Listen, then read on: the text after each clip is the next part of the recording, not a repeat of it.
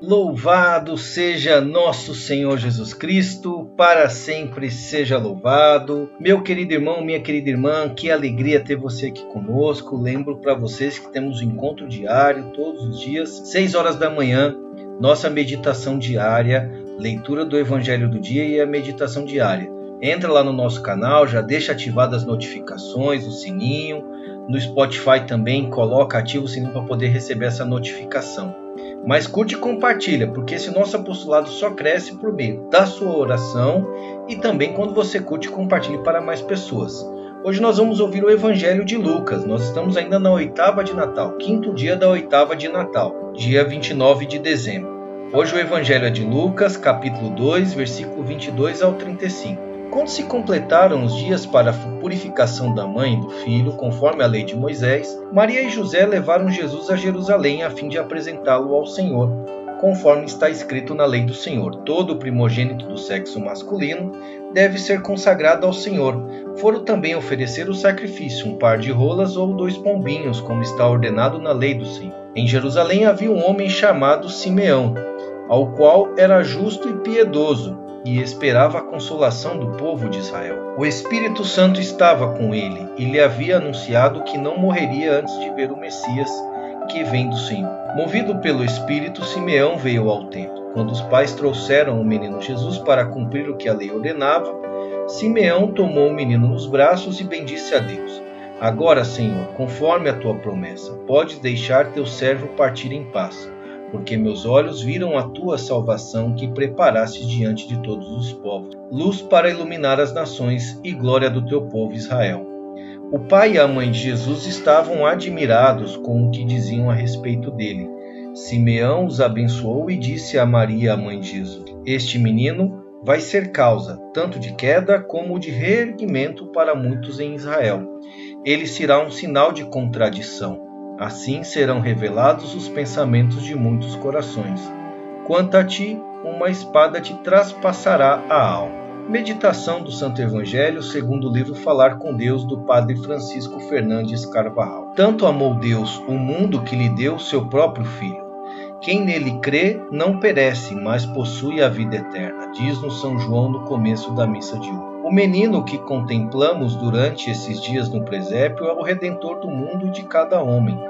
Vem em primeiro lugar para nos dar a vida eterna, de forma incoada na nossa existência terrena e em posse plena depois da morte. Faz-se homem para chamar os pecadores, para salvar o que estava perdido, para comunicar a todos a vida divina.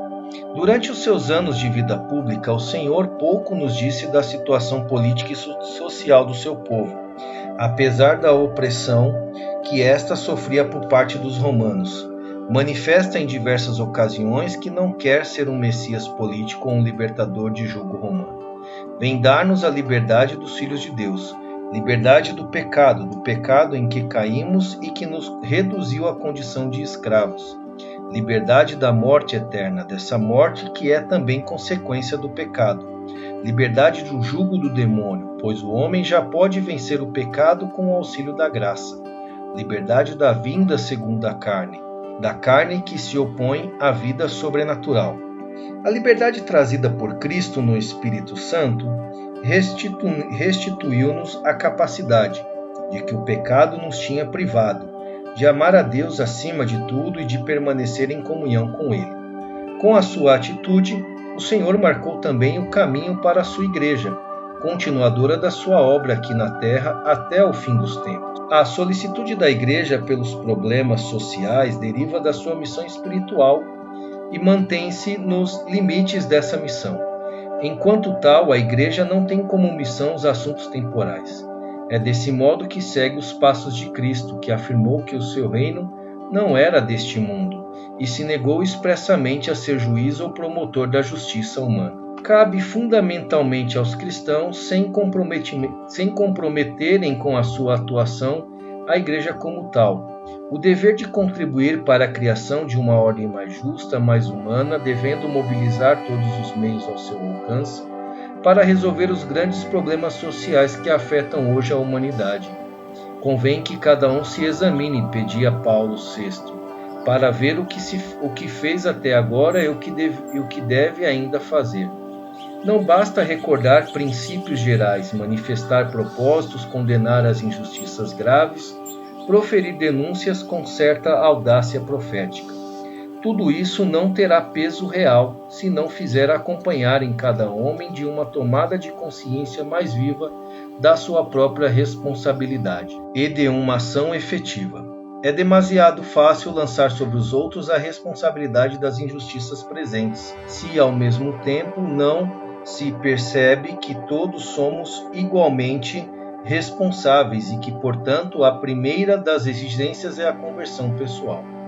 Podemos perguntar-nos hoje na nossa oração se pomos em prática esses meios, se temos verdadeiro interesse em conhecer bem os ensinamentos sociais da Igreja, se os observamos pessoalmente, se procuramos, na medida em que nos for possível, que as leis e costumes reflitam esses ensinamentos no que diz respeito à família, à educação, aos salários e ao direito ao trabalho.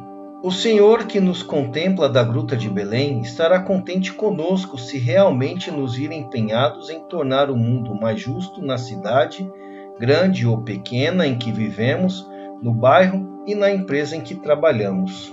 Minha querida irmã, meu querido irmão, agradeço a sua companhia. O apostolado Alimento da Alma só cresce quando você reza por nós, para que eu possa ser fiel aqui nesse pouco que me foi confiado, mas que também quando você reza pelos seus e quando você se conecta com Jesus e compartilha tudo isso para outras pessoas. Eu vos agradeço. Deus os abençoe. Louvado seja nosso Senhor Jesus Cristo, para sempre seja louvado.